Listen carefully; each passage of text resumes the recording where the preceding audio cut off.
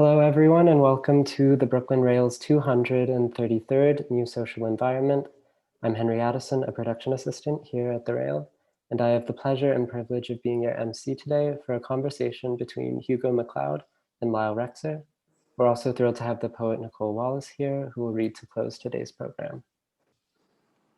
To begin, I ask you to join me in acknowledging the Wappinger, Canarsie, Munsee, and Lenni Lenape people of the Delaware Nation and Shinnecock Indian Nation, the traditional owners of Lenapehoking, the unceded land and waters on which we stand.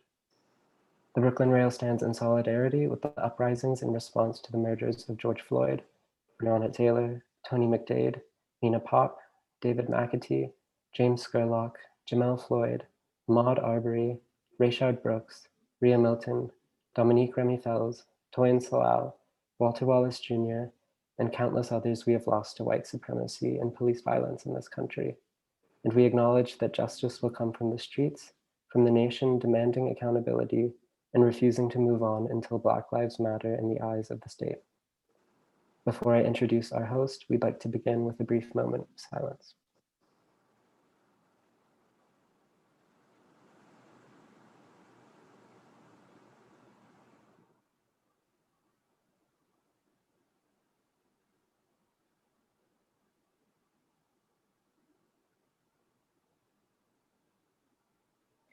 Thank you. And now to introduce today's host. Independent critic, curator, and writer Lyle Rexer is the author of numerous books, catalog essays, and articles on architecture, art, and photography. He contributes to many publications and writes a regular column for Photograph magazine. He lives in Brooklyn and teaches at the School of Visual Arts, and his publications include The Edge of Vision, The Rise of Abstraction in Photography, Jonathan Lerman, The Drawings of an Artist with Autism, How to Look at Outsider Art, Photography's Antiquarian Avant-Garde, The New Wave and Old Processes, among many others. Lyle, please take it away. Thank you. It's great to be here with the Rail again, and especially with Hugo McCloud. I just wanted to say a few words about Hugo and just about the presentation or the discussion that we're going to have today. Hugo, in relatively speaking, a short career has had enormous success. He's an accomplished artist. It's not quite right to call him a painter, as we'll see as we go along. His work is in many important museum collections around the world, and especially in the United States.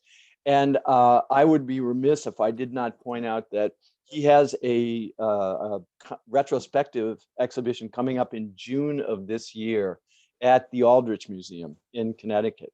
And I would urge you, if things are at least hopefully a little bit more back to normal by then, if you can make the trip to Connecticut, you will not be disappointed. It will, I'm sure, will be a spectacular show. I should issue a kind of not a spoiler alert here, but maybe a kind of warning. I'm a process geek, and I'm really interested in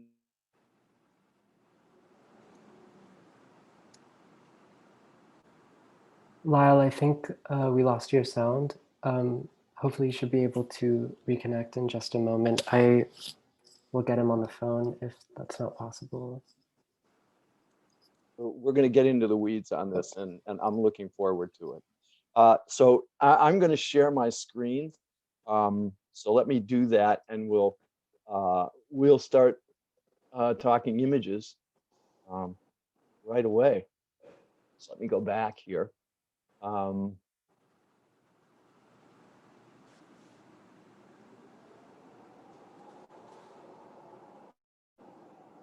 This is a picture of the current exhibition of Hugo's that is up now at Sean Kelly Gallery. And this is what got my attention, and we're going to talk a little bit about some of the remarkable things that you will see. The show is still up. There's still time to visit this, and I would urge you all to do it. It's a wonderful show. And for me, it was really transformational. So we'll get to a lot of those issues in a minute. My opening question for Hugo had to do with, well, a couple of things. First question is, I'm very interested in your background. where you came from and sort of how you kind of made your way into the fine art world. And I wonder if you talk a little bit about, about your childhood and about just the environment that you grew up in San Francisco. Yeah. Hello, everybody. Hello, Lyle. Well, my background is, to put it simply, I come from a very creative, in a sense, family. My mom does landscape design, landscape architecture. My father was a sculptor, and my grandfather ran first a metal scrapyard and then a metal refinery. So I kind of grew up around those elements and that kind of like activity. But I also grew up, with parents that didn't like allow a TV in the house and had a garage for me with tools, hammers, tools to go and build stuff, whatever I built. So I kind of grew up making things my whole life.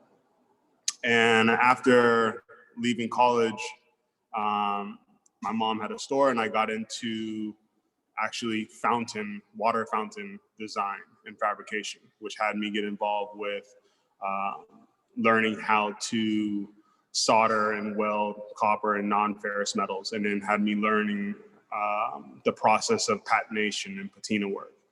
And just doing that for a good amount of time, working with designers and architects and kind of understanding, space design, like designing within a space.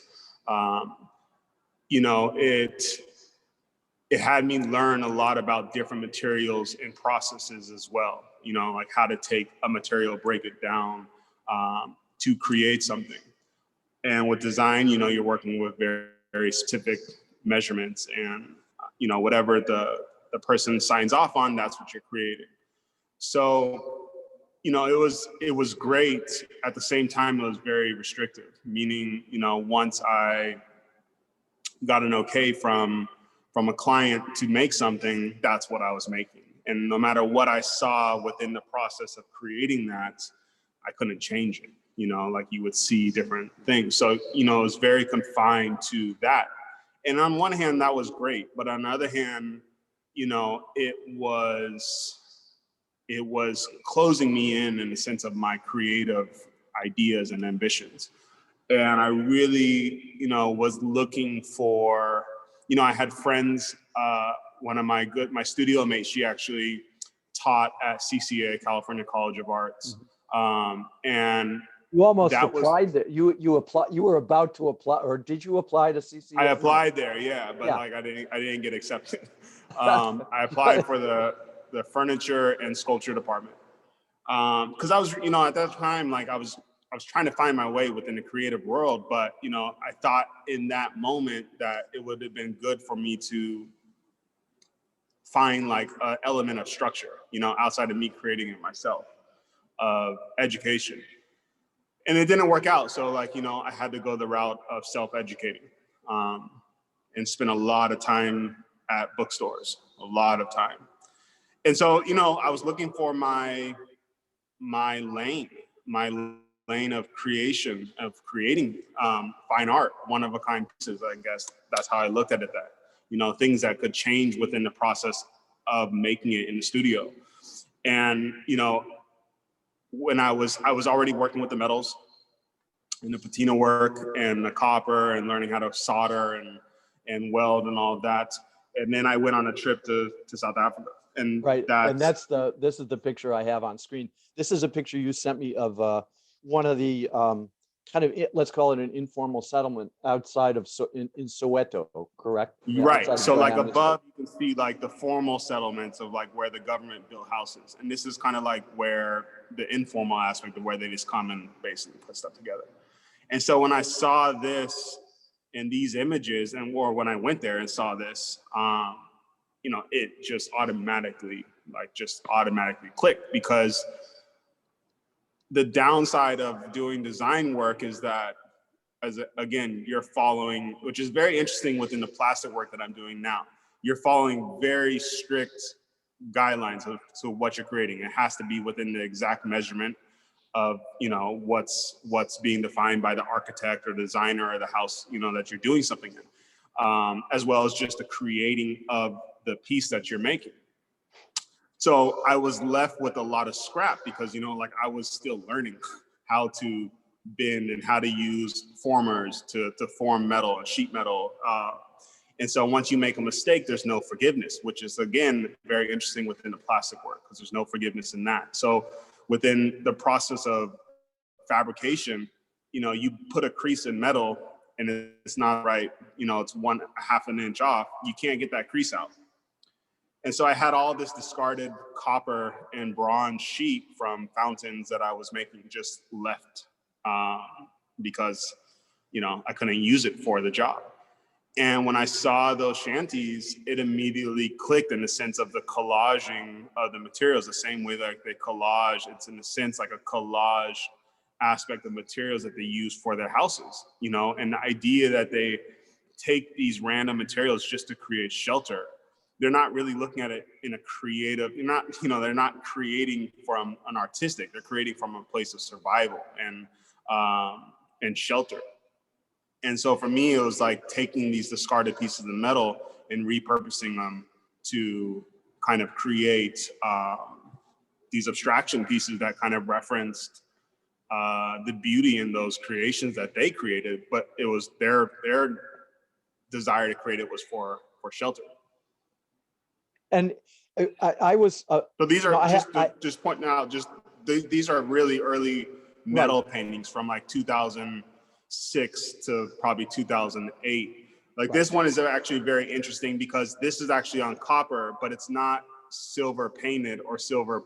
It's actually, I took it and got it dipped in nickel. So, you know, it was really interesting learning the process of nickel coating copper. And what was really interesting about this piece is that the nickel would only attach to the parts that I sanded down back to copper. So like the rest of it is either the patina or the paint or the different elements that I applied on it. It was a really interesting piece. There's only one of them. I haven't seen it for a long time, but that's what this is. Yeah, I was fascinated by this when you sent me the slide of it. I was really knocked out by a lot of the early work, and I wanted to ask you about this. I mean, one of the things you said to me when we were in conversation, this is going to come up later on as well, is that you really weren't thinking about sort of art historical traditions, or you really weren't working off what was being done in sort of like contemporary work. And that's true of the more figural work as well, that as you told me, which I find really interesting. But it must be the case that, you know, for moving into this kind of world of abstraction and surface, there must have been things in your mind that kind of inspired you, quite apart from just the actual physical encounter with, you know, with metal in Soweto and your own personal world. I'm interested if there were kind of residual things that were in your head that you were saying to yourself, yeah, I really like that.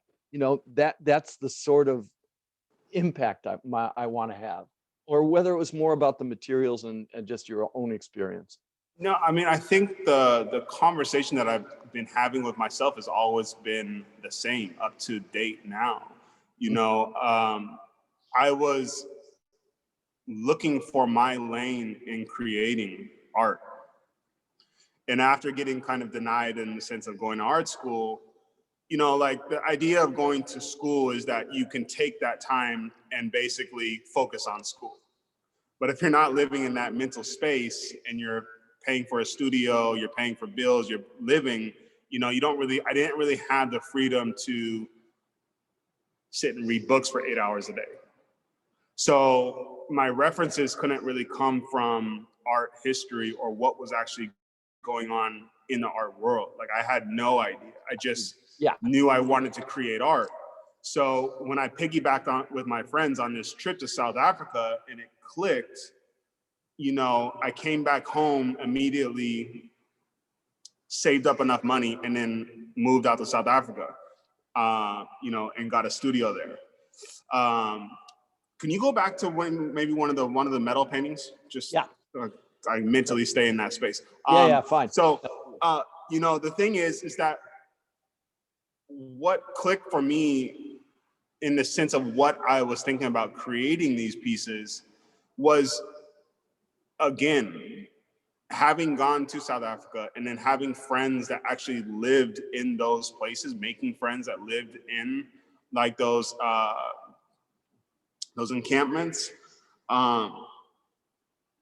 there was an ability to look at it outside of the negative aspect of it, you know, or the sad aspect of it, or however you want to look at it in the sense of not having, you know. And I was able to say, oh, you know, like it's almost like if you look at something from far away, you can't really see the detail, but being able to look and see the textures of those materials up close firsthand, and not just as like a tourist, but as somebody that went there and kind of like hung out with the people, I was able to kind of separate it and basically say, oh, but what if this same thing was placed inside of a refined environment? Like it would actually be really interesting and attractive, you know, outside of the environment that it's in now.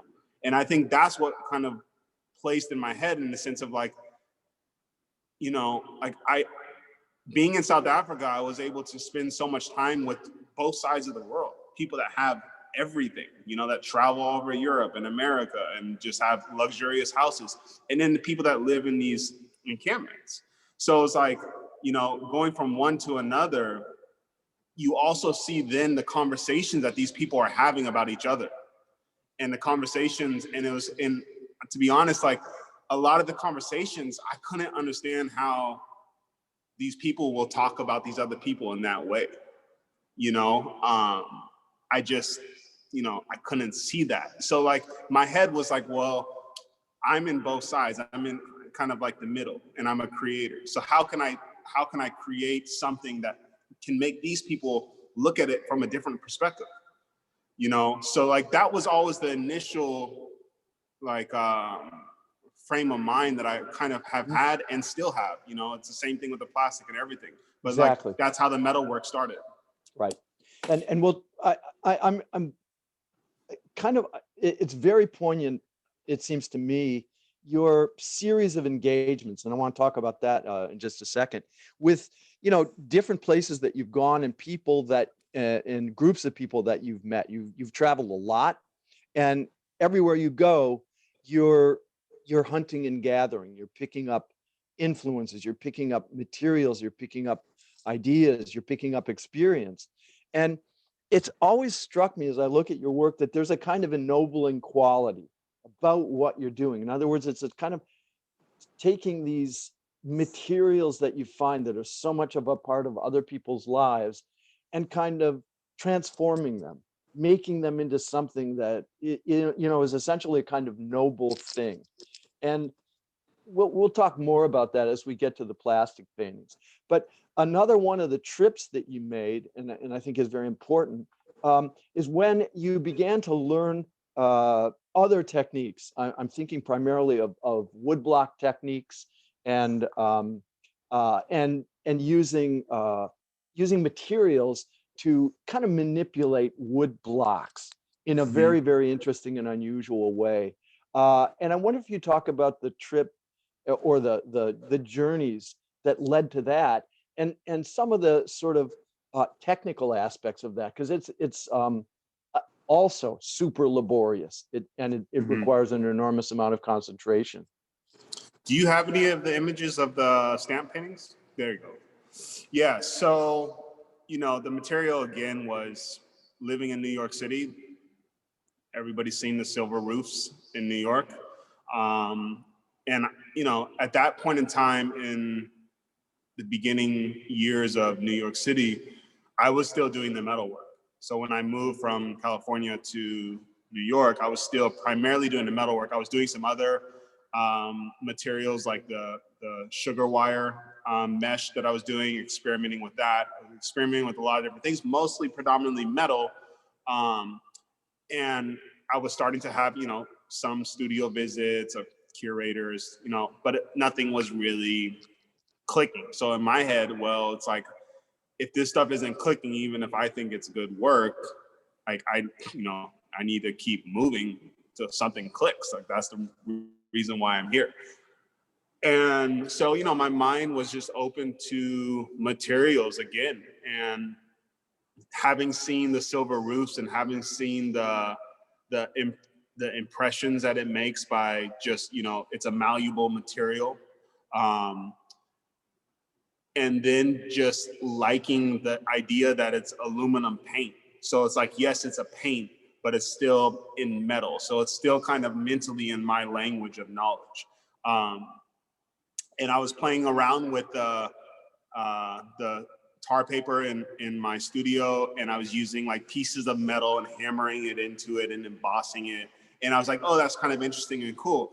And, you know, I guess my mind just, you know, goes down this tunnel of thinking, like, like breaking down processes of like, well, this impression is great, but like, what if it was like over and over and over and over again? And then, so like that, I think led to the idea of block printing. And then the idea of block printing led to research on YouTube and seeing like this process that they do a lot in a lot of different countries, but I focused on like the traditional Indian woodblock printing of textiles.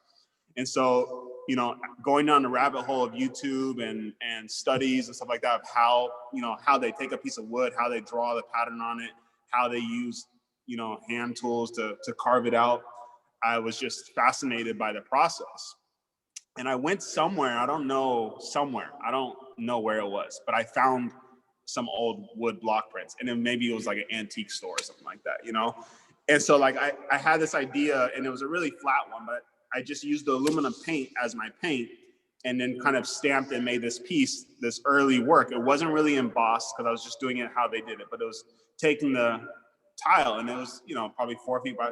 And so, yes, it was just a repetition over and over, but then as a larger scale, I was like, oh, this is actually interesting. And then I saw also the manipulation of the aluminum paint, which was interesting by how heat reacts to it. If you don't apply certain amounts of heat to it, it's not as reflective. If you apply more heat to it while it's liquid, it reflects more. So I started to see like the processes with that.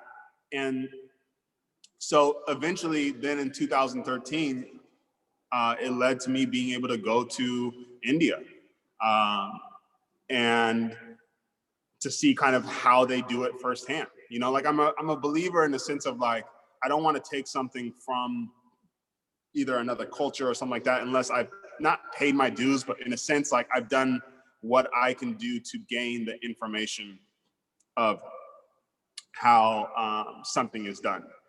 So, you know, I went to India and I got some blocks from there, learned, talked to people, spent some time there, and then came back and tried it again. And then I just was like, yeah, this is interesting. And then from there, it had me go down in the sense of like, then now learning how to make my own blocks, my own patterns, how I decide what patterns and blocks to use. But it becomes this very laborsome process. And this is like a picture of very early years. You know, all these works, even the plastic work, it's very much of a mental process too. And I think that's what was just interesting about the Indian block printing is the idea of this person. And I think that's also part of the conversation that I mentally have within all of my work, the idea that laborers can do the same thing for 30, 40 years every day. You know, like people that work certain types of jobs, just the same thing.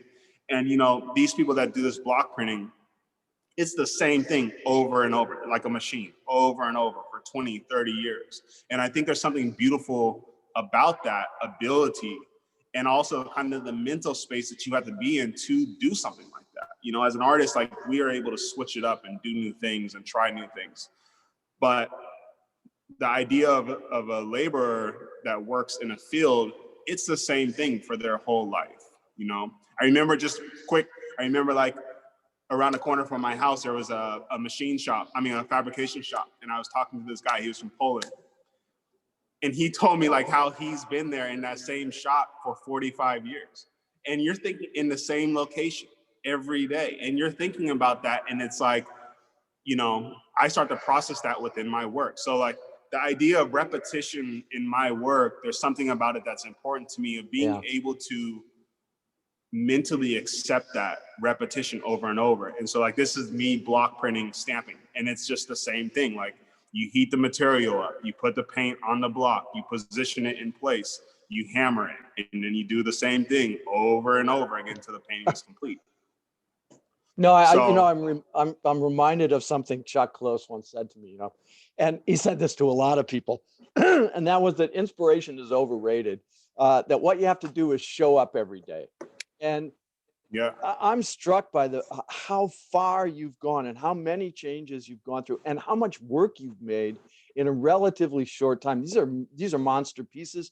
They take a long time, and you don't do that by waiting around for the right moment of inspiration. You got to show up every day, just like that guy from Poland, and you got to keep at it. It's inspiration. Look, it's people asked me at this last show that I just did, is like, are you like, when it was all done and excited? And it's like, for me as an artist, I'm not so much of excited when the show's done and up in the gallery. Like, there's not a level of excitement. My excitement comes from when I'm breaking down what I want to do for the show and it clicks, and then I start like that very early beginning stages of starting a show or starting a new body of work and seeing it happen. After that, the nature of my work, yes, there's a moment of excitement when a piece is done and you look at it and it's like, that's good, and that's solid. But really the rest of the work is just showing up, like you say, showing up every day. And it is labor, it's work, Yeah. It's work mentally thinking about it, processing, making those decisions. And then it's physical work, for my work, the metal, the tar, even this plastic, it's very physical. I want to talk a little bit about, and this is the work that I first saw of yours. So I was a little late to the game on this. These large metal, they're done on steel. And no, this is copper. I mean, this is bronze. Is copper, right? I'm sorry. And I was knocked out by these surfaces. I just, in a way, I couldn't believe what I was seeing. These were kind of 2018, so it's a little more recent. And then another piece like this, and the one that reminded me so much of a Barnett Newman, for example. Right. These pieces. I wonder if you talk about that shift that you made. Obviously, the metal is a kind of constant term. I'm really interested in how you move from one group of works to another. Well, it's interesting. Can you quickly just go back to like that early metal painting?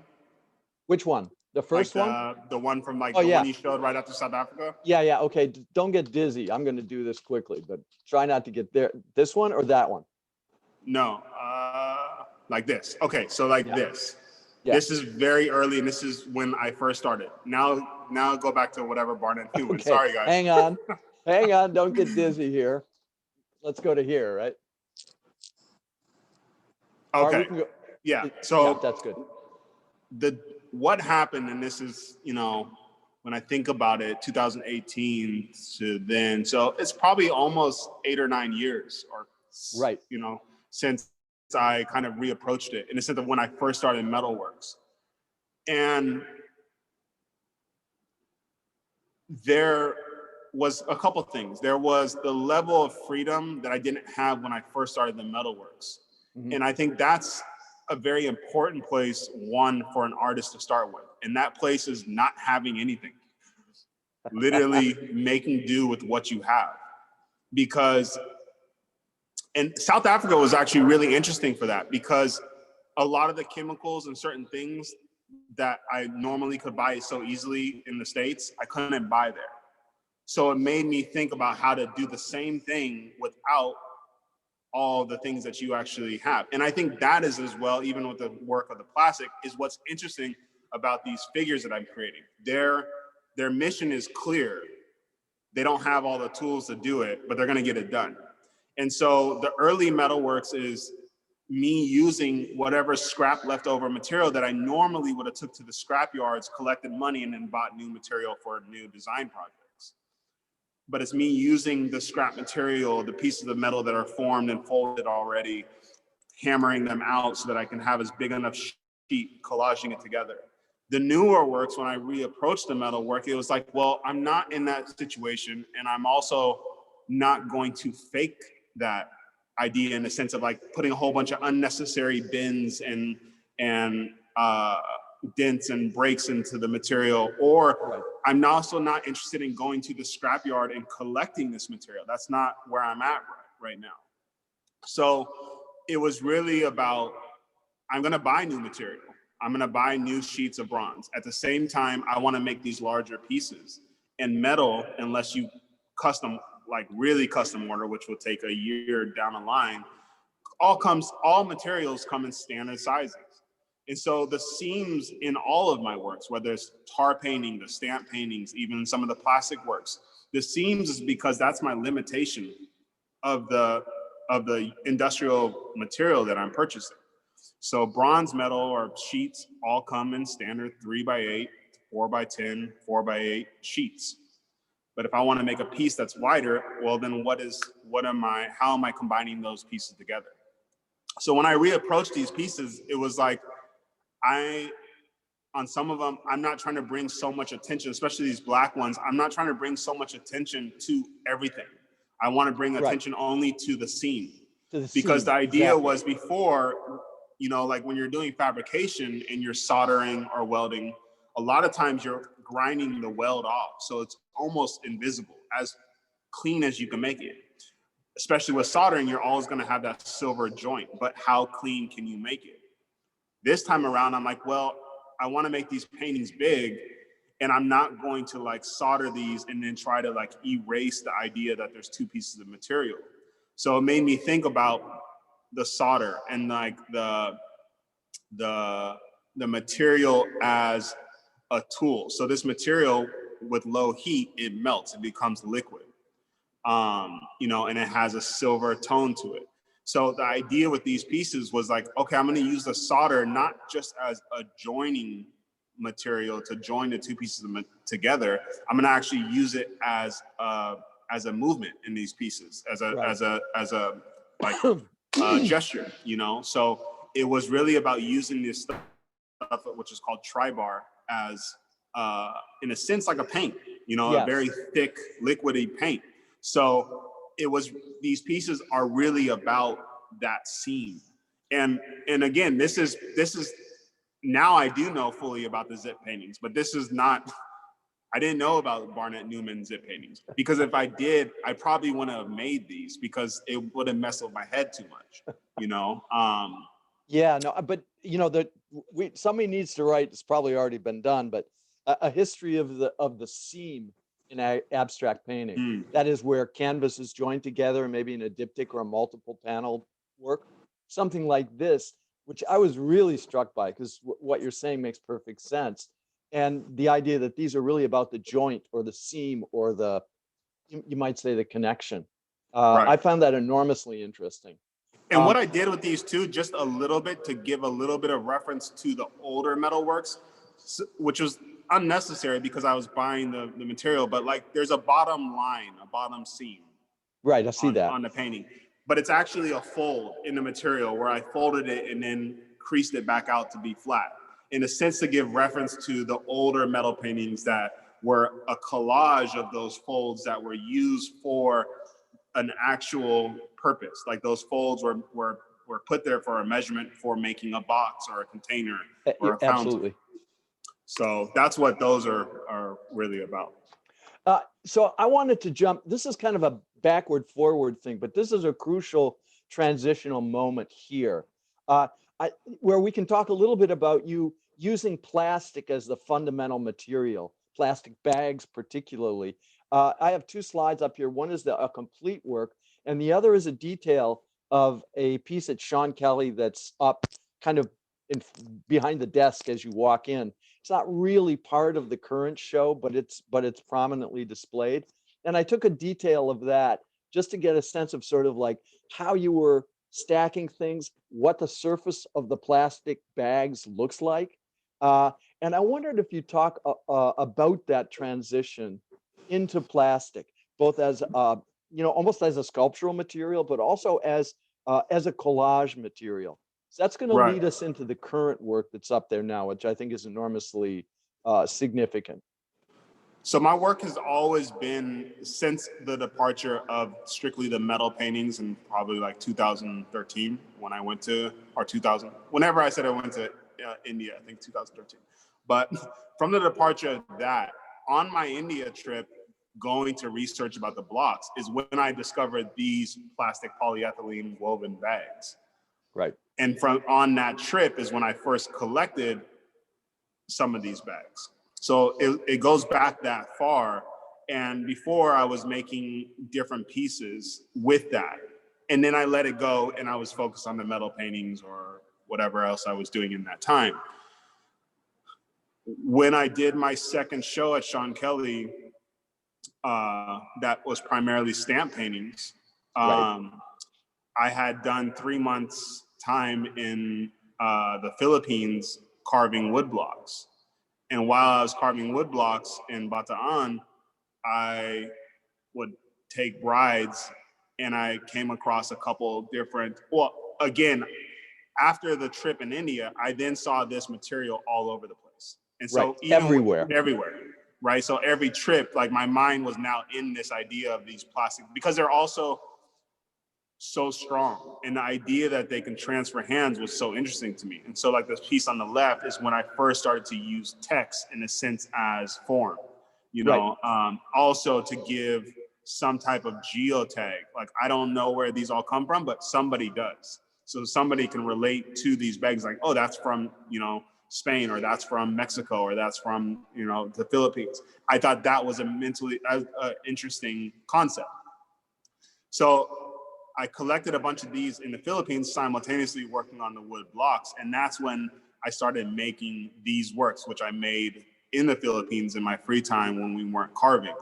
And what I was trying to do from the original pieces, I only made like 5 of them, but they were just basically completely split open, full bags.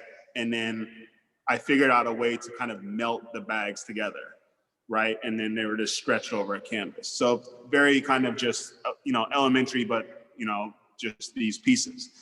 This time around, I was trying to bring, again, the same as the block printing or the metal painting, I was trying to bring some type of structure to the idea. Right. And that's when I was like, okay, let me cut these bags. And also structure, but also I needed to create some type of process, even if it was for myself. So it was like filleting the bags, cutting them into this size of measurement of strip, cutting these wood strips, wrapping them around here, stacking them, gluing them, like this whole process. And then the final process was, you know, okay, it's still loose and kind of like wavy and textural, but I want it to be as flat as possible. So then I needed to figure out a way to kind of, in a sense, melt them or heat them up enough where like the material, because it's plastic, it started to shrink. And that's what created it to be taut.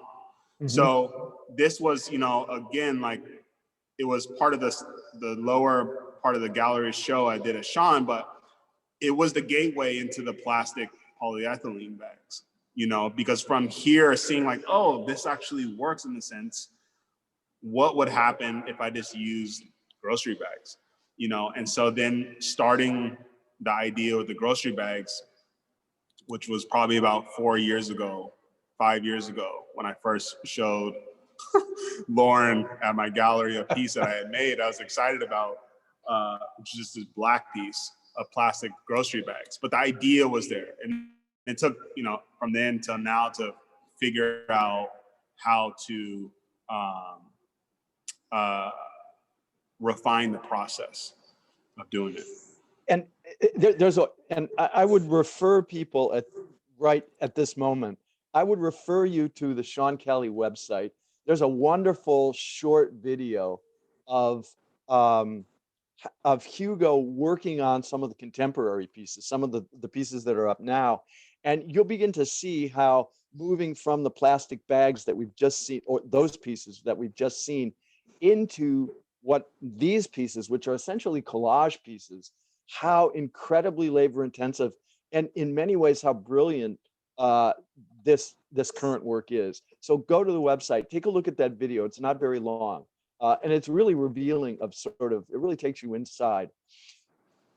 This was an enormous jump for me because I'd seen the metal paintings, and to walk into the gallery and see a completely new set of images that I just didn't expect at all, where you had moved dramatically away from abstraction and into figuration, which was remarkably accomplished.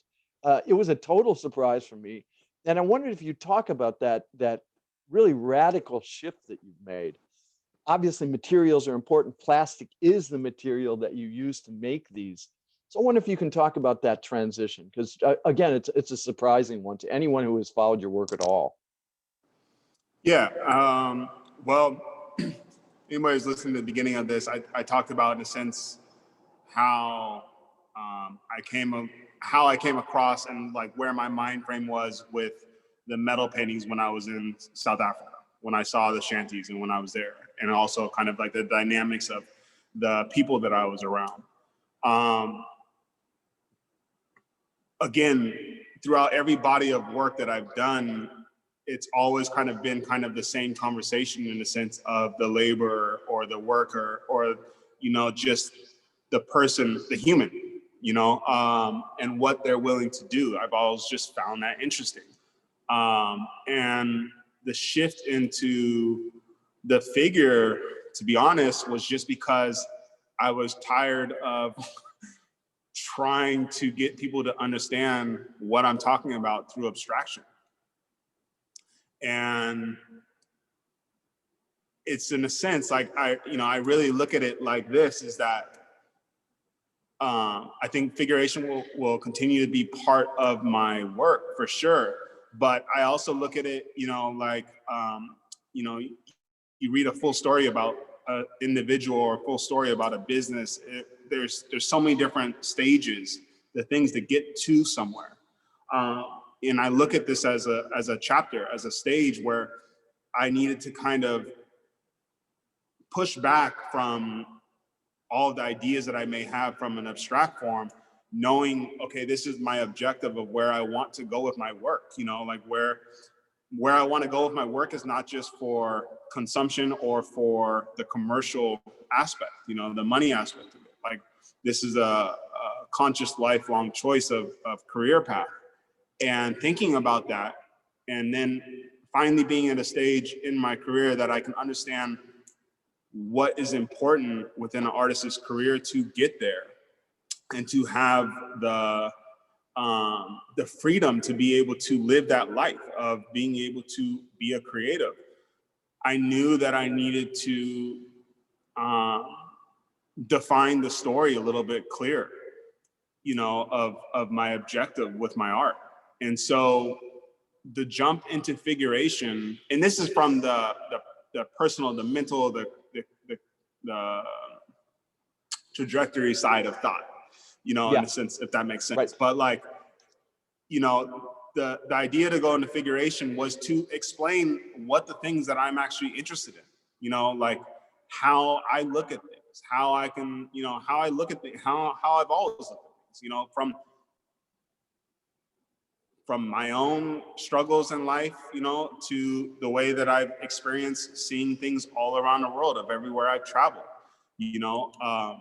So that was the real reason of jumping into this. At the same time, can I ask you quickly, not to interrupt, but did you feel, you know, given sort of the political circumstances around us over the last few years, did you feel a kind of special pressure that it was really important for you to make yourself clearer, to address your audience in a different way?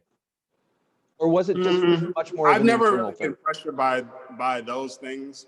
Like, personally, I think it was more so like, look, I know how to make beautiful things. Like, at least I think they're beautiful, you know, or whatever. You know, like the stamp paintings are aesthetically attractive. You know, I can make even metal paintings even more attractive. You know, like I was in the design world. I was in the create, you know, like you're making things to look good. Like, that's not, for me, it's just never really been like that hard to reach. Right. It was important to me to like stress I even switched from design to art. Like that's, you know, when I think about it, it's like, if I wanted to just make things for people to consume continually over and over again, I could have just stayed in the art world and in the design world and just become a factory. Right. But as an artist, it's like, these are the things that I really think about and stress about personally. No one else may know. And yet I can't get that story across. And the reason why it's important to get the story across is because I'm trying to create dialogue with people that are even more knowledgeable than me on these situations to give me a better understanding. So, you know, it's like, it's the aspect of being outside of the studio of how you think about where you're going with your work. You know, while like you said, like while you're in the studio, it's a matter of showing up. It's a matter of like, I got to spend 8 hours a day on this one section of this plastic painting, and I have 10 more sections to go. Right. You know? I got problems to solve. I got stuff to do. Yeah. So it's like in the studio, you know, I'm about process. Another thing that was interesting about the figuration work, what it taught me studio wise is it taught me greater, it taught me more about the actual material, because now I'm not looking at it from an abstract form where nobody will know, okay, this shouldn't be there, that should be there. You know, a hand is a hand like this. You know, it's like if there's blue or the lines are messed up on a hand, you would notice it. So it really kind of has continually honed, in a sense, my skill of the material. And that's, I think, also just very important for me too. And that's, I think, you know, people look at, oh, well, why isn't he doing metal work anymore? Why isn't he doing stamp work anymore? And it's not that, it's that I reached in that moment the level of where my mind was at with the material, and I need to give it a break to understand again, okay, that's the next stage with the metal paintings. You know, like you can look at the first metal paintings and you look at the new ones, obviously I made a change, and now it's like, okay, I can make 50 more paintings with a seam down the middle, but it's like, I'm bored. You know, so sure. Or I can make another 100 stamp paintings over and over again, and but I'm bored. So it's like, what's the next stage of stamp paintings? What's the next stage of metal paintings? You know? Yeah, I mean, it's good to be restless, right? It's good to be restless. I wonder if you'd talk a little bit about. I've got this detail up. I just had a couple of questions I think you can address. First, do you underdraw when you make these? I'm assuming that these are based on photographs you're either taking or sourcing. And I'm just wondering sort of what the foundation is for these before you start laying in the pieces of plastic. So I first make, there's, you know, even the beginning to even do the paintings is a process. Right, exactly. I'm in Mexico right now, so I don't really have like a frame shop or anything like that. So first we're making the wood panels, depending on how it is, whatever size it is. We're making the large wood panels that have to be completely flat.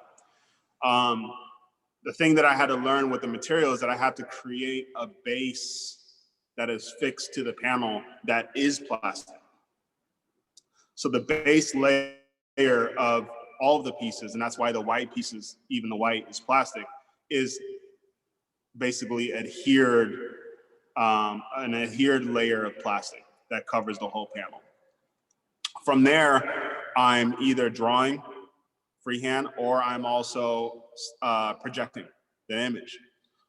Either images that I've manipulated through Photoshop, changed things, added things, or a direct photo.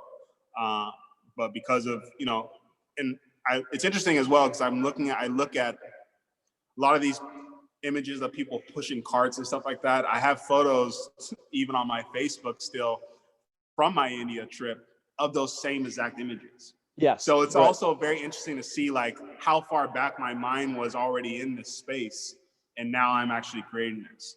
But because of COVID, I've had to kind of really depend upon the internet so much to source images. And this was actually by journalist. This image was from a journalist in Portugal that did a story on the migrant mule women in Morocco.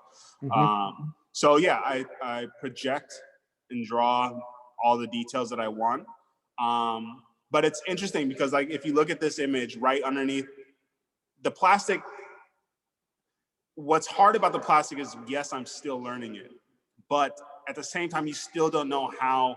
You have a photograph and you're going off of a reference image, but it still translates a little bit different once you adhere it on. And, Absolutely. and so I'm not at the stage where like I 100% understand that. I'm close, but I'm not there. So like, you can see all these kind of like circles and stuff that were underneath the red. And it's a perspective view. Those were all actually people, like almost like what do they call it in photography when you get, is it called ballooning, or when you have basically like if you took a picture of lights far back and it's just the circles. Right. It was like that kind of perspective, but it just didn't look right. The colors that I chose didn't look right, and it messed with the foreground of the piece. So here I had to basically cut. The only option I had was to cover the whole thing with black pieces of plastic over those colors, because again, there's no forgiveness. Like I can't go back and say, oh, I don't like that. Yeah. Let me take that off. Let me try something new. Because you're laying these down in surfaces, you heat them, and when you put them down, they're down. Right. It's it all becomes like, I'm using just, I don't even care anymore, but I'm using a clothes iron and I iron all day, but it's 100%, it's not, it's interesting because it's not like gluing where you can peel it off. There's no one, like this all becomes one surface. It's not even layers anymore. It's only layers because I'm adding one layer on top of another. But once I actually fuse it on, there's only one layer. It's all melted one to another. Yeah. So that's the difficulty of the process of understanding what layer to do first, how this is gonna go, is this the right move? All of those type of things. And then with the figuration, it's really about exactness, like literal exactness of the work. Yeah, there's a remarkable one. Couple of pieces that really kind of relate to each other that I loved when I walked in. The one on the left is actually, I believe it's a map of Morocco. And then there's another painting, you can see it here, where a similar idea about the bound lines and the bundle, that almost an identical abstract image is translated into a bundle on someone's back. And I find that connection is really, really, it's really terrific, and it's very I'm not sure of the right word, except it encourages us to move back and forth between different ways of thinking about painting, especially abstraction, and really is kind of like a roadmap for how you're using the whole idea of abstraction at this point. And I just found that really interesting, to take a map and in a sense transform it and put it on someone's back. Right. So this was the map of, I believe I'm pronouncing it correctly, but it's Ceuta, Ceuta, I believe it is, in Ceuta in Morocco, but it's actually owned by Spain. So it's the border, and the woman on the right is where, so that border is they're in flux right now, but it was a free trade agreement where basically anything you can carry over, you don't get taxed on. So tradesmen would pay these women to basically carry these sacks on their back across the borderline to give to the other part of the business. And I just, again, I did this piece because with this show, I'm trying to show, again, how I draw inspiration for my abstraction work and how it's always been. Exactly. So the same way with the metal paintings of seeing the shanty houses and then creating this collage of pieces, there's a reference for that. This as well this is the map, and that's the blue on the side that's it. That's the coast, and then it goes through. So underneath this whole thing is so many layers of the borders, but the sacks that they carry are wrapped with this white string. Exactly. So in a sense, it's like I would see those bundles on these people's backs, and I see the white strings wrapped around all these different colors of whatever they're carrying. So my mind goes into an abstraction form, eliminates the individual. And so this piece is just basically, in a sense, that collage of those ideas that come together that takes the figure out of it. I want that for a number of reasons. This is a really important transition. I want to go to the last series of paintings that I wanted to ask you about. These pictures, the transition, I think, is really important. First of all, this idea of migration, crossing borders, and especially people who, that is the fundamental burden of their experience, to constantly cross borders, and the desire to do that. And at the same time, something you just mentioned, and that I do want to talk a lot more about, the fact that in your works, people are not identified particularly. That is, they are abstractions to some degree. And I wondered if you talk about that as a decision. Talk a little bit about these series of migration pictures, which are, in my opinion, some of the most moving of your work. They're awful, and they're really poignant. They're very upsetting, and they're also enormously memorable. You know, they are history paintings. They are a version of contemporary history paintings, like the Raft of the Medusa, for example. So I wonder if you'd talk a little bit about this series, and particularly about this problem, or let's not call it a problem, the decision to make your human beings abstract, so we don't know who they are, when they're not identified as particular people. Yeah, I'm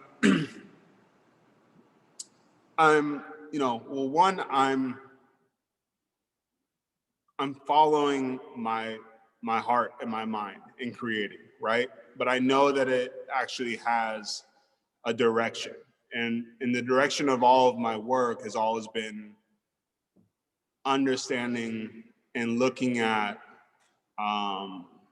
really the underprivileged in so many ways, you know, and in a sense being very personally grateful for the ability to kind of sit in the studio and create and have that luxury. And whenever I've traveled to all these different places, you know, all over the world, and when I see people stop these type of individuals that are doing these very hard and aggressive things, I always found those type of photos to be kind of really, I've always been taken back by them, in the sense of like having somebody that is going through it to look at a camera and let me capture you, you know. And the reason why you don't see a face in the pictures that I'm creating, or the people are always kind of in action, and that's the importance of the shadow, is because it's more about what they're doing, and in a sense putting yourself in their place just within that action, and understanding they're in motion, you know, like it's a steal from them actually being in action.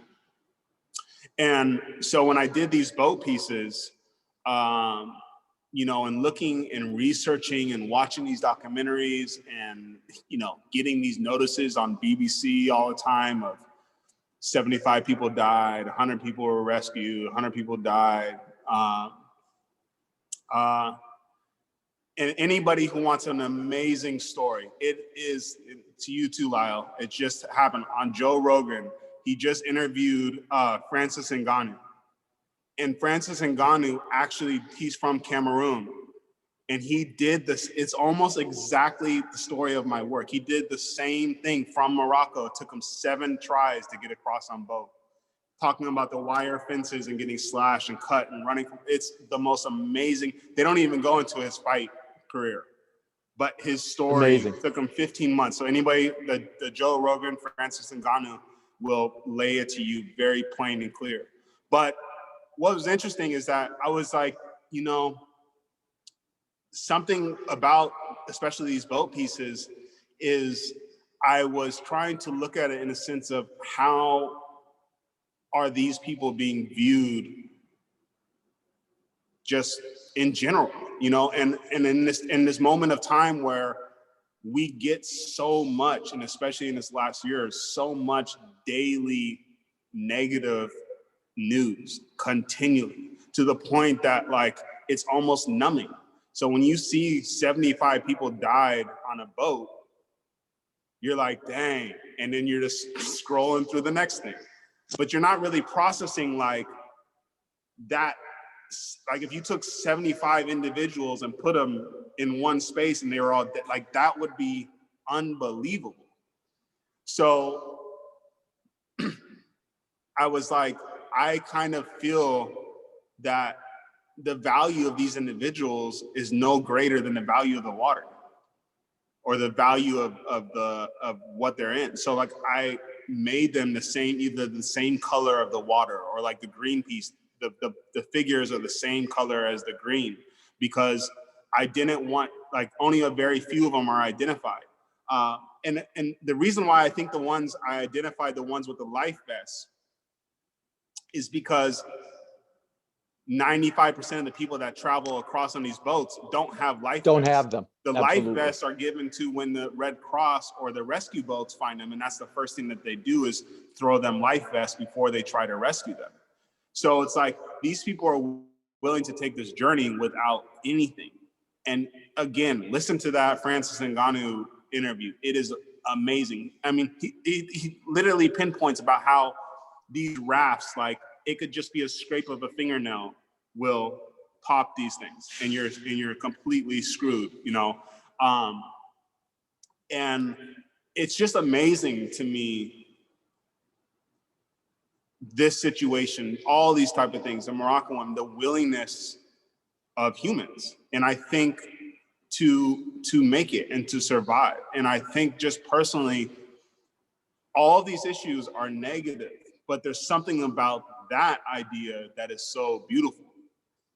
The hope of these individuals, of what they're willing to do to continually survive, you know, because all of us have had that feeling of just giving up in some way, shape, or form. You know, it's like, it could be exercising, you just want to give up. But like that idea of hope to continue on in life. And I think like that's where like the migrant situation just really kind of like hit a chord, in a sense of like seeing the willingness of these people, because the boat thing is like the last part of that part of the journey. It's like right. Everything else that they, from wherever they traveled, all the different people that they've had to encounter and pay off and all these type of things, is the stories are horrendous, but at the same time, there's such stories of like victory. Like these are heroes in a sense. So, you know, I'm trying to find my direction with it. And I think the plastic is a perfect tool again, like, and I think these stories are personally important to me in some type of way, because I think it's going to lead into the next chapter of you know, of my career and what I'm trying to do, you know. And as soon as COVID is done, like I you know, plan immediately to get out of the studio and to be back into these environments, and whatever that leads to, it's, you know, I'm open to it. I think that's a wonderful place for us to really conclude at least the slide presentation. I know that there will be questions for you, and I think I'm not going to run the questions, but I know that there's a lot of stuff in the chat. So I'm going to stop sharing my screen, and I'll let Henry take over. The images are wonderful. Again, I really encourage everyone who can to take a look at the show at Sean Kelly before it closes. You know, it really had a profound impact on me, and I can't imagine it won't for you as well. Great, yeah, thank you, Lyle, and thank you so much, Hugo. It's great to hear you both in dialogue. Just to shout this out before going to the questions, the show is up until February 27th, right, at Sean Kelly in New York. And so we'll now go over to our first question. It comes from Tootsie Warhol. You should be able to unmute yourself. Hi, can you hear me? Yep. Yeah. Hi, thank you, Brooklyn Rail and Hugo and everyone for doing this great Zoom. Hugo, I'm a friend of Eric Cohen, and he introduced me to your work, and I think you're doing amazing work, so congratulations. Oh, thank you. My question is, as a self-taught artist, what challenges did you encounter, especially when you were getting started? You know, there are a lot of articles that say you have to go to Yale and get a degree from there to be a successful artist these days. And then what advice do you have for, you know, artists who are also self-taught?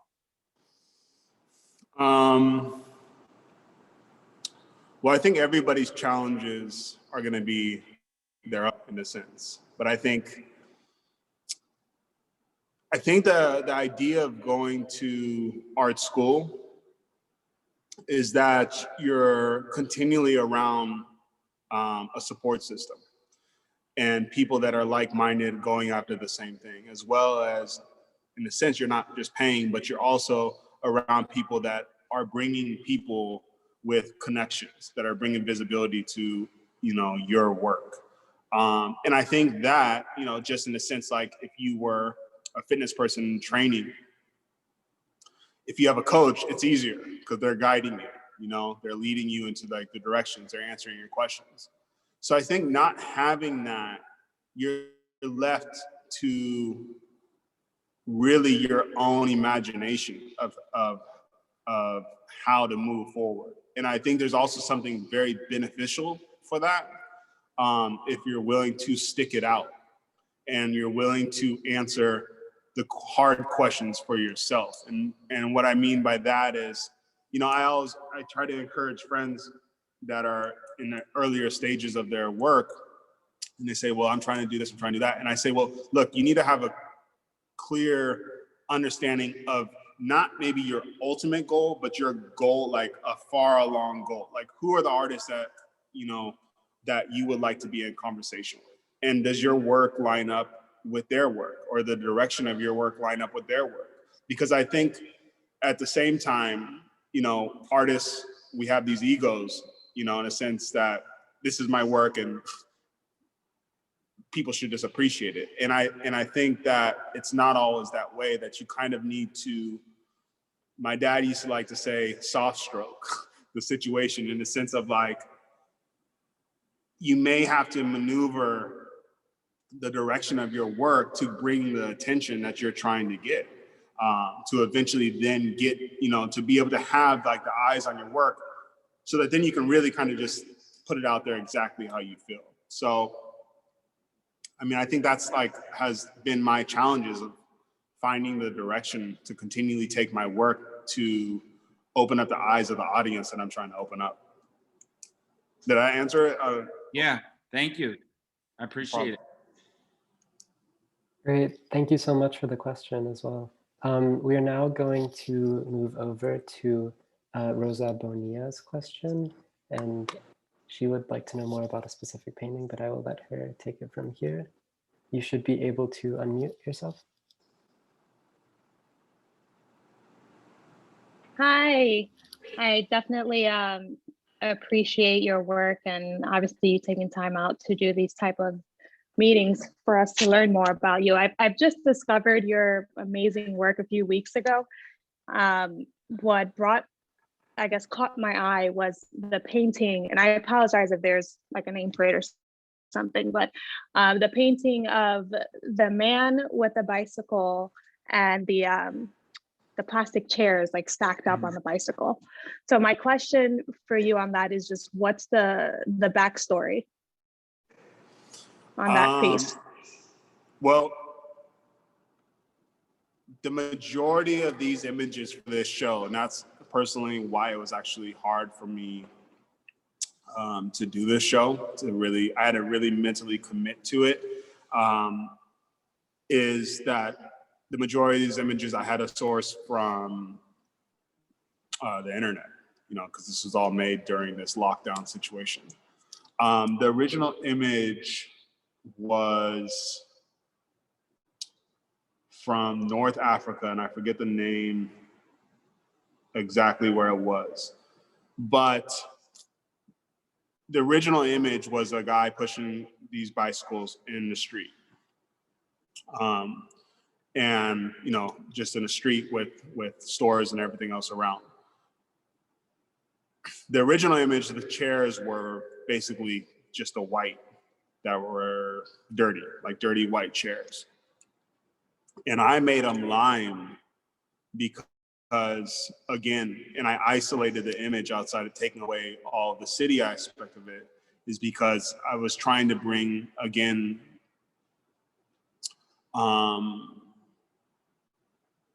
by just changing the color and making it very vibrant and lively, you took something that was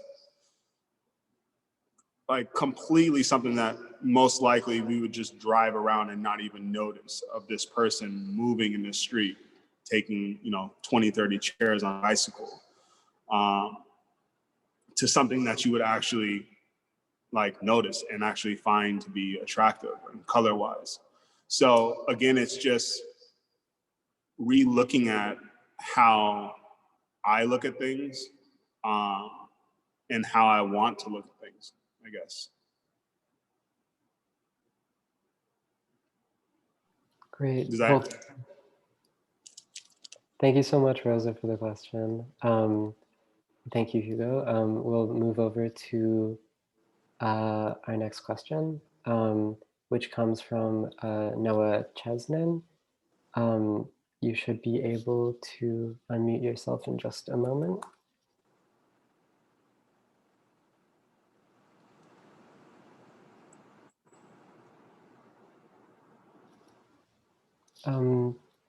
Here, is this, are you able to speak? Great. Thank you. Sorry. No worries.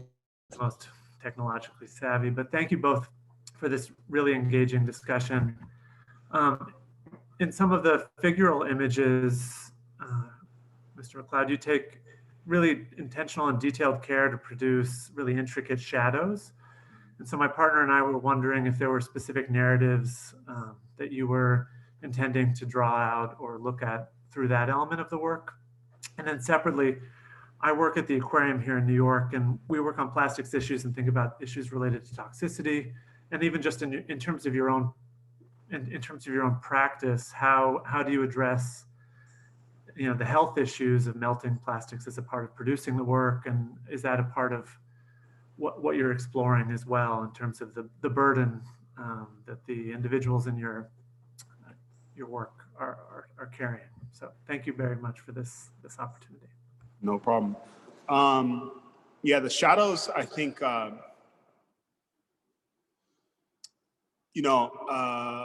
looking, because it's, and again, I say this, but people believe me or not, but like we're in very much of a figurative moment within our world. And the choice to go into figuration wasn't because of that. But at the same time, as an artist, you start to look at what everybody else is doing. And most of the figuration that's being right now is very like face forward portraiture, and again, like I was really focused on the action of the individual. And that's what kind of took me in a sense. And, you think about somebody in action, you think about somebody actually out there in reality. Unless I guess it doesn't matter where you are, you're always going to cast a shadow. And I think the shadow, just for that split second, even if this person is in movement in that space, that's where they were. And that's what it was. And it's a shadow that doesn't last besides that very moment. Like it will never be in that same moment again. So I think there's something that's interesting about kind of like stamping that exact moment in time of these individuals. And so the shadows just become something that, as well, for me, grounds the image, like especially the ones on white, like otherwise they're just floating. And I think the shadow kind of really grounds and gives a perspective to what's going on. Because, you can think about the sun as well, like if it's high, the time of day. So that's the reason of that. And as far as the plastic,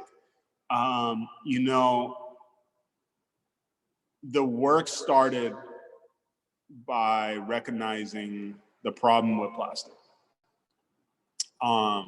Because I would, literally go, especially in these foreign countries, to these wastelands and to these recycling places where they're either sorting or they're just picking from these areas. And then you start to, once you're using the material in the very beginning stages, you start to see literally just the sheer amount of plastic everywhere, like grocery bags, just plastic everywhere. Like I'm in Mexico and I run on the 2-lane highway all the time, and just the sheer amount of plastic bags, bottles, everything. And you go to the beach and you see it, and it's crazy.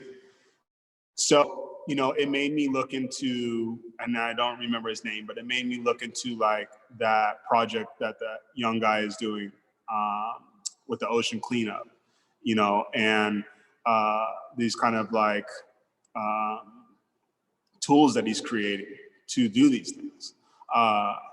And, also somebody else that I follow is this guy, I think he's a lawyer in India that does these crazy beach cleanups. So my objective, and at the same time, I've also spent time at the plastic factories where they actually create plastic bags.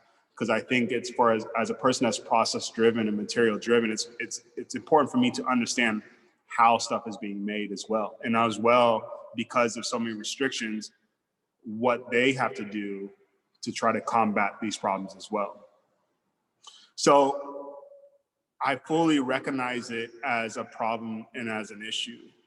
And my statement isn't to ban it or to go away from it. My hopes is that when we can move around again is to basically be able to spend more time, hopefully maybe get on one of those boats with this guy and go back to India where these cleanups are, and to really kind of understand it even more on firsthand now that I'm actually fully using it as a material. And then from that, see how the work develops and what I can create. And hopefully that by what I create, it can then create conversation. And I think that's the biggest thing and that's the beautiful thing about art, is to be able to do something that pulls people together to create conversation. And then through that, I think that's how change is developed. Great. Thank you, Noah, for the question. We are now going to move over to a question from Tabitha Soren, but I will just preface it with a question that I'm going to read on behalf of Alice Ranahan from the chat. She says, "Great conversation. I hear you are working out of a studio in Tulum recently. How has Mexico influenced new ideas for work? And how have other travels influenced new ideas for work?" And now we're going to go over to Tabitha Soren, who will ask more in this area. Hi, yeah, I'm interested in what Alice had to ask as well. And my question is sort of a pivot on hers, in that I'm wondering how often you decide to uproot yourself and set up a studio in another country. I don't know if this was COVID related and you got stuck there, but it seems like a great way to see the world. But I haven't heard you mention specific, artist residencies. It seems like you're designing your own setup, and that does seem like quite a heavy lift, having lived in the Philippines, and it just seems like a hard place to take assistants with you, and your materials are heavy. And could you explain why you approach the work this way, and how is it as difficult as it seems? Well, no, this has been, I actually finished construction of my studios and house January, January last year. I turned over my keys to my studio in New York, February 28th. I got to Tulum March 3rd. So obviously in March is when this whole thing started to happen. This was actually a strategic plan. One, yes, I love to travel. Just to give it short, New York City is not the place for artists to be, because to me, in so many ways, it restricts you from the freedom of creating. I have to have enormous studios. it doesn't matter how, and then you have studio assistants and you're paying studio assistants New York fees and you're paying for all these things. Having, you know, a $10,000 a month studio fees, it doesn't matter how much money you're making, paying New York taxes and all those things, it doesn't matter. Like, and then you want to as well try to elevate your lifestyle, you know, going from living art life to try to like just have, you know, something comfortable. So the reason why I actually moved to Mexico was I want to maintain a level of freedom creatively and not be as, even if I get higher within the art world, even monetary wise, my expenses, you know, like you get higher, you buy a house, now you're still in the same exact space. So I want to be able to have the freedom to be able to change up my creative practice whenever I want to, not based upon the gallery or the audience or anybody. So the reason why I did Mexico was literally the only reason why I did Mexico was so that I could have a space that I own, that I can create freely and have the freedom to go out there and do what my heart tells me to do and not what the accountant is telling me to do because of bills that I set up for myself. And, you know, just experiencing studios, whether 10 years in Oakland or 10 years in New York, of every year you'll be in the same place. And like, you know, like in Bushwick, it went from it tripled in like 4 years, 5 years. Like I was paying 4 times the amount of what I was paying originally. And it's like, well, where's this gonna go? So as an artist, like that's the reason why I came here. And then yes, that comes with all the restrictions and, you know, the hardships that you have to now rebuild back up. I'm in a complete, I ask myself all the time, like, I don't have anything in New York anymore. Like I don't have a space in America anymore. And, you know, that messes with my head sometimes. It wasn't a full plan, but I do have freedom creatively. And I think that's what was most important for me, because that is what I do with my life. You know, I create. So there's that. And the other question you asked was,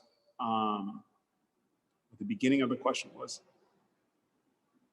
Well, the question I read on Alice's behalf was how being in Mexico how it influenced. recently, yeah. Yeah, so, you know, being in industrial neighborhoods, 10 years in Oakland, 10 years in Brooklyn, and just the industrial building, warehouses, no vegetation, no trees. You can look at the work and clearly see how like the metal paintings and as well as the monochrome stamp paintings, it's very reflective of the environment that I was in. And now I live outside of town. I'm in the jungle. I'm around trees and vegetation and life. Everything is very colorful here. And I think my work is a reflection of that. Like it's very, I can't mentally go into a space where I'm just creating a very monochrome painting or black painting. Like it doesn't tie into my day-to-day life. So I think it's just had a very clear unconscious evolution into the colors that I'm using. It's also allowing me, you know, if you see something every day, and I think that's also, you know, with art, if I am attracted to another artist's work and I look at that constantly, my work is going to start reflecting that. So that's one of the reasons why I try not to look at so much of people that I actually really admire, because I need to find my own eye. But it's like the same. It's like if I'm looking at vegetation and colors and everything like that, I'm now seeing something from a different perspective, and that's then going to reflect into my work. Great. That's a brilliant account of what's going on. Thank you, Tabitha, for the question. And we're now going to move over to my fellow production assistant, Ty. You should be able to unmute. Hi, I just wanted to, first of all, thank you, Hugo, and thank you, Lyle, for this conversation. This has been really lovely. My question was, you were talking a lot about how important authenticity of materials is to you in your like practice of making. And, you know, whether that be like found and leftover materials or bought materials, like depending on your circumstances. And I was wondering like what being stuck at home in this way has done to that desire for authenticity, and like how these materials that you use relate to our like, you know, increasingly intensely domestic lives during this, you know, quasi quarantine. Yeah. Well, I can say like right now, to keep it honest, and I'm sure my gallery's listening, it's very hard for me even right now to continually look at the internet to source images. After, you know, like that was the hardest thing about this show. And I can be honest with myself and be like, yeah, well, the audience, probably a good portion of the audience doesn't care, you know? But for me, it's something about, it's like food that you know all the ingredients that go into it and you make it. You know it's fresh, you know it's like organic, you know all these things. And there's something about that you actually feel a little bit better than rather somebody else, you order it and yes, they say it's organic, but you have no reference of anything of where it came from. So it's kind of like that for me, where it's like the reason of going into this body of work and this idea was to go out there again and to create these conversations. So, you know, at the same time, creating is such it's a blessing within this moment to be able to have that outlet. So I can look at it twofold. And I think that on one hand, it's definitely hard. Still, it doesn't matter if, you know, you could sell a painting or not, it's still hard because you're trying to find purpose in your work and reason to do it. But at the same time, I also think like that's the challenge of the moment. Like, how do we continue to move forward? Because, you know, God willing, this all does end. Like when we look back and reflect, you know, how was this time used? And I think the things that as artists, the things that we create, it's a special moment too, because these are moments, you know, usually as an artist, like where they live, there could be a war going on, there could be different political situations, and it's personal to them. But I think like this moment is personal to everybody. And so the things that we create in this moment, everybody's gonna relate in some type of way. Whether they look at it and be like, wow, this person was, prolific during this time, and this time was hard for everybody. And that's amazing in itself, or this person only created one painting in this time, and that's amazing. You know, so I think there's so many different ways to look at it on a positive note, but that's the challenges that I have. You know, it's like, and I think it changes. Like I'm trying to still figure it out. You know, even after this show now, it's like getting back to work in the next week or two. It's where do you go from this? Like now, like what do I do? Like how do I creatively move forward? Because not wanting to do the same thing. Like I don't want to just do the same thing. Like I got that out of my system. Now what's next in this moment? Does that answer it? If I don't answer the question, it's like rambling. But if I don't answer, just tell me. No, that definitely answered it. And then I think like in listening to you talk about that, I'm wondering if like that striving to create and like constantly being pushed back, if that is maybe the most authentic you can get right now when everything is so in our heads and everything. Yeah, I mean, I think it's like the beginning of this conversation. It's like, it's also the idea of showing up, you know, like showing up to the studio and committing and working, and also being in a place where you accept what comes out of it. I think the hard thing is just, you know what, not giving up or giving in and just like, okay, let's go. Like, we're going to work, we're going to make something happen. And if it doesn't, then it doesn't. But it's better than thinking. It's better than just sitting back and being like, I had this idea, but, you know, because that was the challenge in the beginning. And, you know, when everything was canceled and delayed, it was like, okay, I'm gonna go in the studio, I have this great idea. And then immediately it was diffused by, what's the point?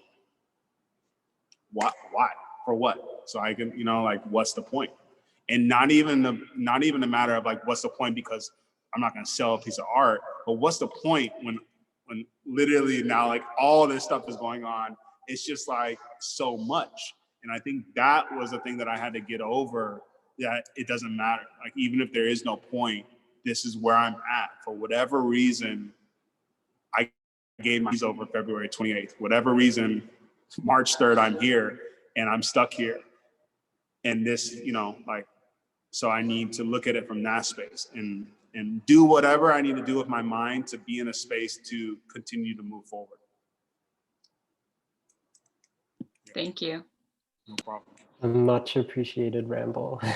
I think that we were all a little shocked and frozen over with our artistic practices by the events of last year. But it's very cathartic to hear you speak on that. And we will all keep soldiering on with our work. So we are now going to conclude with final remarks from our publisher and artistic director, Phong Bui. Phong, you can turn your mic on. Henry, thank you, Hugo. Congratulations on the amazing show, and thank you, Lyle, for a compelling conversation. Thank you, Phong. No, it's excellent. I'm sorry I couldn't participate the whole time, have a meeting the whole time through the conversation, so I will re-listen later. But I have a quick question, maybe for both of you. Jack Whitney was a good friend, so I spent a lot of time talking to Jack about different things. And one of the things that we often talk about is how the material will dictate the artist to follow, wherever that work, the consequential work in terms of form and content. And Jack, of course, always interested in fractal geometry. And we talk about how Jacob Lawrence, who he got to know, more or less stuck to the synthetic cubist idiom, the language of synthetic cubism, even though it's very dedicated to the set of political imagery that he was making. And for Jack, have to make the commitment to abstraction. That was his way of mediating the repertoire of mobilizing his material use that accommodate a certain abstract images that he was trying to generate. So it's very interesting for me to look at your work, Hugo, because you are mediating quite freely between what is regarded as figuration through the material. We see that the amount of figural deployment through flatness to convey that narrative, but the abstraction, which Lyle pointed out earlier, seem to have also an illusion, or at least the acceptance of, I would say, atmospheric, even though it seemed to be flat. Lyle, it evoked both sense, flatness and illusion. So to me, it's very interesting that you be able to move quite freely between the two. Most often, artists need to make the decision to choose one or the other. So my question finally is that when in fact that you decided it will be okay to mix, make these two bodies of work simultaneously?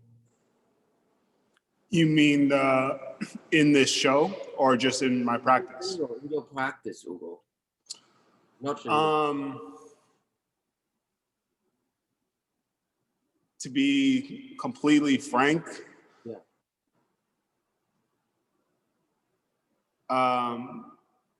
not being accepted into art school didn't mess me up, meaning like it didn't make me negative towards the idea of going to art school. Right. But what it did is say, and I remember the exact feeling, what it did is say, you're gonna do your path. Mm-hmm. And I think that, it's like every major decision I've made in life, I've always had the people, not everybody, but the people to say, you're making the wrong decision. Right. You know, when I dropped out of school, you're making the wrong decision. When I got into design, what are you doing? When I decided to move to New York, what are you doing? Mm-hmm. When I decided to buy a piece of land in Mexico, what are you doing? In my practice too, I've had so many conversations with artists that were at the level that I'm at now when I didn't have any gallery attention. Yeah. And they would tell me how they wanted to depart from the things that they were known for, but they didn't understand how to. And I think that you can come so far in your career that you're really, no matter the fact that you are a creative, you're stuck. Right. And I just kind of always told myself, outside of being attracted to these materials and wanting to like something that caught my eye of these materials and wanting to investigate, I never wanted to feel constricted, because that was the same exact feeling that I had in my design practice. When I was doing a coffee table or a fountain for somebody, it was restricted to those exact measurements or that exact design. I couldn't present something else to the client. Right. It didn't matter how creative it wasn't what they ordered. So when I made a switch into fine art, it was just so important for me to say, and I tell this to the gallery, I joke with them, but like, if I want to do this, I'm gonna be smart about it. I'm gonna think it through, but I'm not gonna let somebody say, you should go a different direction. Because if I truly feel convicted by it, I know there's something there. And it may, like the plastic work, it may take 5 years for it to start to develop itself, but there's something there. And I also think that I'm very interested, God willing, that I have a long life career to be able to see the evolution. That's kind of like when people say, are you excited? It's like, I think that's when I will be excited, is be able to see 40, 50 years. Like, I don't know what I'm gonna create, you know? And it'll be interesting to see how I come back to materials and how I come back to ideas continually, but also continually evolve. Like I guess I don't think I have a short attention span. I think I have a short attention span with my own creation.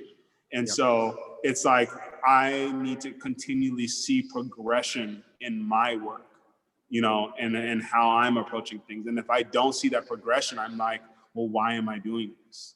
And I think like, that's where I have to keep pushing myself, is like, it's just, I'll cut this off here, but it's like, for whatever reason, it's very uncomfortable, but I like to stay in the unknown. Because the unknown is what makes me continually think, to break down the problems and the layers of how to figure out, here's the objective, I don't know how to get there, and here's the objective. And that is honestly what I'm trying to figure out right now within the abstraction work with the plastic bags. Yeah. And the figuration keeps me within the constraints of doing stuff and learning how colors come together and lines and all that stuff. But where my imagination is of what I want to create abstractly with the plastic, I've tried so many pieces and we discard them, but it's like, I can't fully articulate it yet. So it's like, that's the challenge of breaking it down. So. Yeah, I see that when there were works that where you began cropping the images, that became more abstract, and that's when I brought up Jacob Lawrence painting, really. Absolutely. Cubism. Those pieces I actually did. I'm glad you saw that, because those pieces, it was like, it's almost in a sense like, here's a full figure. You understand this guy, you see his full body, the shadow, him pushing a bicycle full of eggs. Right. Then my head is like, well, what if it was just eggs? What if it was just a whole huge panel of just bananas? Or what if it was just a whole huge panels of a detail of bananas? Yeah. So it's like those pieces, like the egg, the small detail of the egg, or the small detail of the bananas. It's a reference of where I'm trying to go, in a sense of like, what if I now eliminate the bicycle, or I just put in a spoke, and it's just the egg repetition, or just a banana repetition. So like, that's what I'm trying to see, like zooming in closer and closer because that's, again, how I've created abstraction works. It's like, I see this whole valley of shanty houses, but like, I'm also now seeing just one little detail of this corrugated steel. Yeah. So like, those pieces are, that's what those are. It's like slowly getting closer and closer into the abstraction form. Because that's what I want to kind of teeter, is this balance between the two. Like that's, and then as well, like how can those emerge? Like that's where my head's at. That's very remarkable, because one of my favorite British poet, 18th century, is Sir Edward Young, who once said that, why is it that we born originals but die as copies? It's very intense, because the ideas come forth in your life, you must mobilize the commitment of a singularity of an action, whether that, the same idea applied to Sir Isaiah Berlin, the hedgehog and the fox, the separate temperament, artistic temperament. But to me, the materially speaking, the use of material, so much reference to Anasua, with his basically recycling material that he'd been able to do it, no more, no less, if, similar to the way that Jack Whitten had, deployed the tessera in the mosaic process in his work. But to me, to be able to do both is very rare, and do it fluidly and do it well. I think that your having the design background is interesting too, because I can think of several people who had the same background. For example, you think of Francis Bacon, who was an industrial designer. He never really had any kind of training whatsoever. But materially speaking, when he discovered the back of the linen to be the right kind of surface for him, that was the beginning of how the paint sits and the way it sings for him, truthfully to his sensibility. And if you look at Ed Ruscha, having been a graphic designer, used to actually do the layout for Art Forum when he was working for Ferris Gallery, the same. And it's very definitely manifest clearly in the work that he's been making. But for you to have that design background, be able to do both, it's quite remarkable. I think it's a rare example. So congratulations. I can't wait to see the show tomorrow. So that's my list of to-do thing tomorrow. So thank you. Congrats, Hugo. Who's the poet again that wrote that? Oh yes, Sir Edward Young, who's known for his famous book. It's called Night Thoughts. Night Thoughts? Night Thoughts, yeah. I sent it to you. That's an amazing quote. Yeah. Thank you, you guys. Back to you. Where are you, Henry? Thank you. Thank you, Phong. And thank you so much to Hugo and Lyle for the fantastic conversation. Thank you to everyone who wrote a question in the chat today and asked it in our Q&A. At the Brooklyn Rail, we have a tradition of ending lunch with a poem, and we've carried this into these community events. And today I'm thrilled to welcome our poet laureate of the day, Nicole Wallace, to the stage. The author of Wasamoan, a member of the Indigenous Kinship Collective and managing director of the Poetry Project, Nicole Wallace was a June-July 2020 Poetry Micro-Resident at Running Dog and a 2019 Poets House Emerging Poets Fellow. Recent work can be found in print in Survivance, Indigenous Poesis Volume 4 zine, and online at Running Dog, A Perfect Vacuum, and Lit Hub. I'll post links in the chat where you can find out more. And Nicole, please take it away. You should be able to unmute. Thank you so much, Henry. Can you all hear me okay? Great. Anim Boju, Nicole Indigenous, Makwin and Dodame, Kakabakang and Don Jaba, Lenape Hoking, Inda, Anishinaabe, Minwa Jaganash, Indinoe Maganatog, Negachuan Indon Jabawag. Meet you. My name is Nicole. I'm originally from Minneapolis. I'm a descendant of the Fond du Lac Band of Lake Superior, Chippewa, or Ojibwe. And I have been living as a guest in unceded Canarsie and Lenape territories now for 15 years, otherwise known as Brooklyn. And I'm really, really happy to be here with you all today. And I want to thank Hugo and Lyle for that really brilliant conversation. And I especially want to thank the folks at the Brooklyn Rail for inviting me to be a part of this program, and just in general, and especially to the folks who organized the new social environment program. You guys are doing really, truly incredible work. All right, I'm going to read just two quick poems. These are both poems from like a longer piece in progress called Anungomsa, which is a word that could translate as into small stars. And these two poems are numbered in Anishinaabe or the Ojibwe language, so those are their names. This first poem is called Niswe. Geget apone, apone, geget. Knots, overlay, fractions. Owegonen giwanisin. To twist this cold water, net like a spider. Asabi. Asabi. And when the fire burns the field, apone anongonsag agojin. Something they cannot see. Apone eya oma indaya. Geget, apone, geget. The wind bends shapeless in a certain way.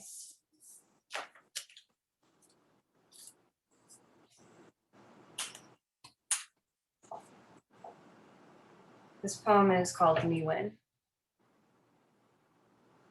Amongst these ships, flicker, green, blue, Yongong, Wabang, Bijinago, Beka, Beka, Beka. How as if the weight turns a way of repetition and still, Jesus, Jesus, Jesus, Jesus, Jesus, Jesus, Jesus, Jesus, Jesus, Jesus, Jesus. And now tonight, this green. What games do you have to play in order to do what you need? As in, it is what it is not. Gi do dadewag, ga do dadewag, gawin, goesa. What we are meant to carry, what we meant. Blue, green. There is no distinguishing upon this account, go easy upon this account as if that were something, space held by a shadow, when there is only one word for it. Chinagwech, thank you all for listening, and thank you all for having me be here. Thank you so much, Nicole, for that reading. And thank you again, Hugo and Lyle, for the conversation. Thank you everyone who tuned in today. At the Brooklyn Rail, we are celebrating our 20th anniversary this year. So please consider making a contribution to our anniversary fundraising campaign to keep the rail and our special projects free, relevant, and independent, like this new social environment conversation series and our special project, We the Immigrants. Every amount matters to us, and check out the chat for more information, which I'll put in there right now. And please join us tomorrow or Monday at 1 p.m. for a discussion on our February guest critics page with Vivian Braga dos Santos, Vivienne Pistache, Andre Pitol, and Ramon Stern, led by Tiago Gualberto and rail art scene editor Sara Rufino. And we will conclude on Monday with a poetry reading from Caetano Diaz. Well, I guess there's nothing else to do but say goodbye and unmute everyone's microphones so that they can say their goodbyes on the way out. Thank you so much to Hugo, Lyle, and to Nicole for today. Thanks, Hugo. Thanks, Thank Lyle. you. Thanks, Hugo. Thanks, Thank you, Henry. Lyle. Thank you so much. It was a wonderful conversation. Thank you. Can't wait to go see the show tomorrow. Yeah, do it. Thank you, Nicole, for the beautiful reading. Thank you. Thank you, Nicole. Wonderful, Nicole. Thank you. Thank you.